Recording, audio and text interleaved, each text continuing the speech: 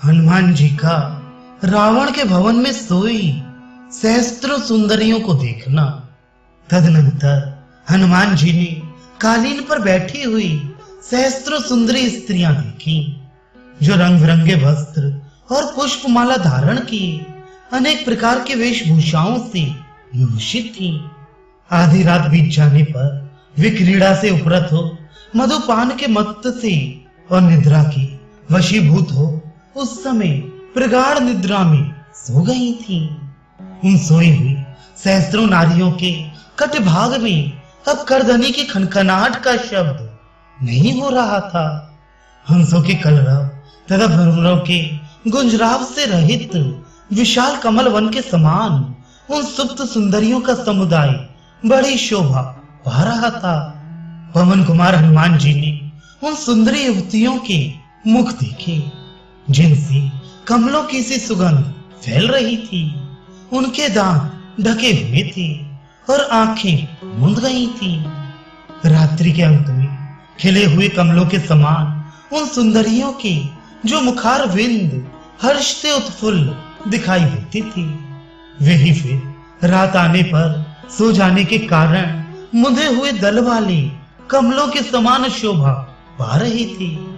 उन्हें देखकर श्रीमान महाकपि हनुमान ये संभावना करने लगे कि मतवाले भ्रमर प्रफुल्ल कमलों के समान इन मुखार विंदों की प्राप्ति के लिए नित्य ही बारंबार प्रार्थना करते होंगे, उन पर सदा स्थान पाने के लिए तरसते होंगे, क्योंकि वे गुण की दृष्टि से उन मुखार बिंदों को पाने से उत्पन्न होने वाले कमल के समान ही समझते थे। रावण की वह हवेली उन स्त्रियों से प्रकाशित होकर वैसी ही शोभा पा रही थी, जैसे शरत काल में निर्मल आकाश ताराओं से प्रकाशित एवं सुशोभित होता है। उन स्त्रियों से घिरा हुआ राक्षस राज रावण ताराओं से घिरे हुए कांतिमान नक्षत्रपति चंद्रमा के समान शोभा पा रहा था। उस समय हनुमान जी को ऐसा मालूम हुआ कि आकाश से भोगाविष्ट पुण्य के साथ जो ताराएं नीचे गिरती हैं, वे सबके सब मानो यहाँ इन सुंदरियों के रूप में एकत्र हो गई हैं, क्योंकि वहां उन युक्तियों के तेज, वाण और प्रसाद स्पष्टतः सुंदर प्रभा वाले महान तारों के समान ही सुशोभित होती थी। मधुपान के अनंतर नृत्य, गान, क्रीड़ा आदि के समय जिनके केश खुलकर बिखर गए थे, पुष्पमालाएं मर्दित होकर छिन्न भिन्न हो गई थी और सुंदर आभूषण भी शिथिल होकर इधर उधर खिसक गए थे। वे सभी सुंदरियां वहां निंद्रा से अचेत सी होकर सो रही थी। किन्हीं के मस्तक की सिंदूर, कस्तूरी आदि की बेदियां बुझ गई थी, किन्हीं के नुपुर पैरों से निकलकर दूर जा पड़े थे, तथा किन्हीं सुंदरी युवतियों के हार टूटकर उनके बगल में ही पड़े थे। कोई मोतियों के हार टूट जाने से उनके बिखरे दानों से आवृत थी, किन्हीं के वस्त्र खिसक गए थे और किन्हीं की करधनी की लड़ें टूट गई थी। वे युवतियां बोझ ढोकर थकी हुई अश्व जाति की नई बछेड़ियों के समान जान पड़ती थी। किन्हीं के कानों के कुंडल गिर गए थे, किन्हीं की पुष्पमालाएं मसली जाकर छिन्न भिन्न हो गई थी। इससे वे महान वन में गजराज द्वारा दले मले गई फूली लताओं के समान प्रतीत होती थी। किन्हीं के चंद्रमा और सूर्य की किरणों के समान प्रकाशमान हार उनके वक्षस्थल पर पड़कर उभरे हुए प्रतीत होते थे। वे उन युवतियों की स्तन मंडल पर ऐसे जान पड़ते थे मानो वहां हंस सो रहे हों। दूसरी स्त्रियों के स्तनों पर नीलम के हार पड़े थे, जो जलकाक नामक पक्षी के समान शोभा पाते थे, तथा अन्य स्त्रियों के उरोजों पर जो सोने के हार थे, वे चक्रवाक नामक पक्षियों के समान जान पड़ते थे। इस प्रकार वे हंस, कारंडव तथा चक्रवाकों से सुशोभित नदियों के समान शोभा पाती थी। उनके जघन प्रदेश उन नदियों के तटों के समान जान पड़ती थी। वे सोई हुई सुंदरियां वहां सरिताओं के समान सुशोभित होती थी। घुंघरुओं के समूह उनमें मुकुल के समान प्रतीत होती थी। सोने के विभिन्न आभूषण ही वहां बहुसंख्यक स्वर्ण कमलों की शोभा धारण करती थी। सुप्तावस्था में भी वासनावश होने वाली श्रृंगार चेष्टाएं ही मानो गिरा थे तथा कांति ही तट के समान जान पड़ती थी।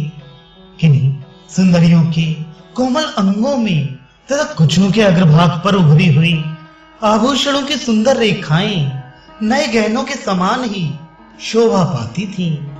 किन्हीं के मुख पर पड़े हुए उनकी झीनी साड़ी के आंचल उनकी नासिका से निकली हुई सांस से कंपित हो बारंबार हिल रही थी। नाना प्रकार की सुंदर रंग रूप वाली उन रावण पत्नियों के मुखों पर हिलते हुए वे आंचल सुंदर कांति वाली फहराती हुई पताकाओं के समान शोभा पा रही थी। वहां किन्हीं सुंदर कांतिमती कामनियों के कानों के कुंडल उनके निश्वास जनित कंपन से धीरे धीरे हिल रही थी।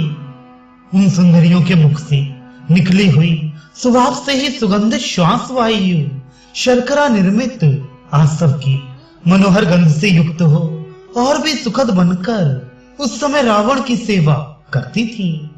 रावण की कितनी ही तरुण पत्नियां रावण का ही मुख समझकर बारंबार अपनी स्तौतों के ही मुखों को सूंघ रही थी।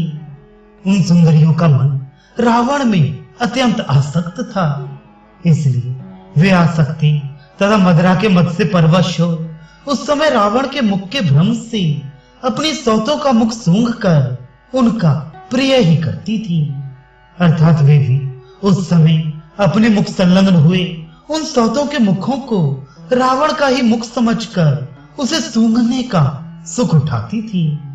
अब मदमत्त युवतियां अपनी वलय विभूषित भुजाओं का ही तकिया लगाकर तथा कोई सिर के नीचे अपने सुरम्य वस्त्रों को ही रखकर वहां सो रही थी। एक स्त्री दूसरी की छाती पर सिर रखकर सोई थी तो कोई दूसरी स्त्री उसकी भी एक बाह को ही तकिया बनाकर सो गई थी। इसी तरह एक अन्य स्त्री दूसरे की गोद में सिर रखकर सोई थी तो कोई दूसरी उसके भी कुछों का ही तकिया लगाकर सो गई थी। इस तरह रावण विषय के स्नेह और मदरा जनित मद के वशीभूत हुई। वे सुंदरी एक दूसरे के उर पार्श्व भाग कटी प्रदेश तथा पृष्ठभाग का सहारा ले आपस में अंगों से अंग मिलाई वहां बेसुध पड़ी थी। वे सुंदर कटी प्रदेश वाली समस्त युवतियां एक दूसरे के अंग स्पर्श को प्रियतम का स्पर्श मानकर उससे मन ही मन आनंद का अनुभव करती हुई परस्पर बाह से बाह मिलाए सो रही थी। एक दूसरे के बाहु रूपी सूत्र से गुथी हुई काले काले केशों वाली स्त्रियों की वह माला सूत में पिरोई हुई मत वाले भ्रमरों से युक्त पुष्पमाला की भांति शोभा पा रही थी। बसंत में मलयानिल के सेवन से जैसे खिली हुई लताओं का वन कंपित होता रहता है, उसी प्रकार रावण की स्त्रियों का वह समुदाय निश्वास वायु के चलने से आंचलों के हिलने के कारण कंपित होता सा जान पड़ता था। जैसे लताएं परस्पर मिलकर माला की भांति आबद्ध हो जाती हैं, उनकी सुंदर शाखाएं परस्पर लिपट जाती हैं और इसीलिए उनके पुष्प समूह भी आपस में मिले हुए से प्रतीत होते हैं तथा उन पर बैठे हुए भ्रमर भी परस्पर मिल जाते हैं।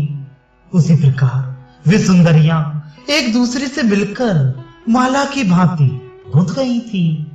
उनके भुजाएं और कंधे परस्पर सटे हुए थे। उनकी वेणी में गुथे हुए फूल भी आपस में मिल गए थे तथा उन सबके केश कलाप भी एक दूसरे से जुड़ गए थे। यद्यपि उन युवतियों के वस्त्र, अंग, आभूषण और हार उचित स्थानों पर ही प्रतिष्ठित थे, ये बात स्पष्ट दिखाई दे रही थी, तथापि उन सबके परस्पर गुंजाने के कारण ये विवेक होना असंभव हो गया था कि कौन वस्त्र, आभूषण, अंग अथवा हार किसके हैं। रावण की सुखपूर्वक सो जाने पर वहां जलते हुए स्वर्ण में प्रदीप और अनेक प्रकार की कांति वाली कामनियों को मानो एकटक दृष्टि से देख रही थी। राजऋषियों, ब्रह्म ऋषियों, दैत्यों, गंधर्वों तथा राक्षसों की कन्याएं काम के वशीभूत होकर रावण की पत्नियां बन गई थी। उन सब स्त्रियों का रावण ने युद्ध की इच्छा से अपहरण किया था और कुछ मदमत्त रमणियां कामदेव से मोहित होकर स्वयं ही उसकी सेवा में उपस्थित हो गई थी। वहां ऐसी कोई स्त्रियां नहीं थी जिन्हें बल पराक्रम से संपन्न होने पर भी रावण उनकी इच्छा के विरुद्ध भला हर लाया हो। वे सबकी सब उसे अपने अलौकिक गुण से ही उपलब्ध हुई थी, जो श्रेष्ठतम पुरुषोत्तम श्री रामचंद्र जी के ही योग्य थी। उन जनक किशोरी सीता को छोड़कर दूसरी कोई ऐसी स्त्री वहां नहीं थी जो रावण के सिवा किसी दूसरे की इच्छा रखने वाली हो अथवा जिसका पहले कोई दूसरा पति रहा हो। रावण की कोई भार्या ऐसी नहीं थी जो उत्तम कुल में उत्पन्न ना हुई हो अथवा जो कुरूप, अनुदार या कौशल रहित उत्तम वस्त्राभूषण एवं माला आदि से वंचित, शक्तिहीन तथा प्रियतम को अप्रिय हो। उस समय श्रेष्ठ बुद्धि वाले वानर राज हनुमान जी के मन में यह विचार उत्पन्न हुआ कि ये महान राक्षस राज रावण की भार्याएं जिस तरह अपने पति के साथ रहकर सुखी हैं, उसी प्रकार यदि रघुनाथ जी की धर्म पत्नी सीता जी भी इन्हीं की भांति अपने पति के साथ रहकर सुख का अनुभव करती, अर्थात यदि रावण शीघ्र ही उन्हें श्री रामचंद्र जी की सेवा में समर्पित कर देता तो ये इसके लिए परम मंगलकारी होता। फिर उन्होंने सोचा, निश्चय ही सीता गुणों की दृष्टि से इन सबकी अपेक्षा बहुत ही बढ़ चढ़ कर है। इस महाबली लंकापति ने मायामय रूप धारण करके सीता को धोखा देकर इनके प्रति ये अपहरण रूप महान कष्टप्रद नीच कर्म किया है।